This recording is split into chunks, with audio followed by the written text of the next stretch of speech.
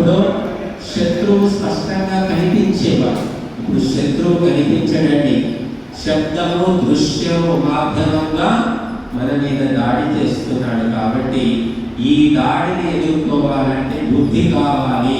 తెలివిమంతుడు మాత్రమే ఈ దాడి నుంచి బయటపడి ఓ ప్రణవ పతాకం ఎగురవేస్తాడు. సామాన్యులంతా బలి పశువులు కాక తప్పదు. మాతృభాష, మాతృ సంస్కృతి, మాతృభూమి మూడింటిని ఎటువంటి సంకోచం లేకుండా ధైర్యంగా వదిలేసి విదేశాలకు వెళ్ళిపోతున్నారు. కేవలము ధన సంపాదన ధ్యేయంగా. కనుక మన వేదాలు చెప్తున్నాయి, ఇలా సరస్వతి మరీ తిస్రో దేవి మయో భువః బర్హి సీదంతు అశ్రిత.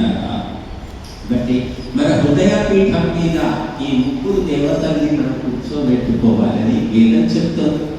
వాటి విలువను తెలుసుకోలేకపోతున్నారు. ఆ దేశాల లోపల వారి మీద దాడి జరిగినప్పుడు, హింసాకాండ జరిగినప్పుడు పారిపోయి వస్తున్నారు. మళ్ళీ ఇదే దేశానికి పరిగెత్తుకుంటూ వస్తున్నారు. కాబట్టి తల్లితో సమానమైన దైవం లేదు, తల్లి భూమిని మించినటువంటి దేవత లేదు అని మన శాస్త్రాలు చెప్తున్నాయి. కనుక ఈ చిన్న కుగ్రామంలో శాస్త్రి గారు ఉద్భవించి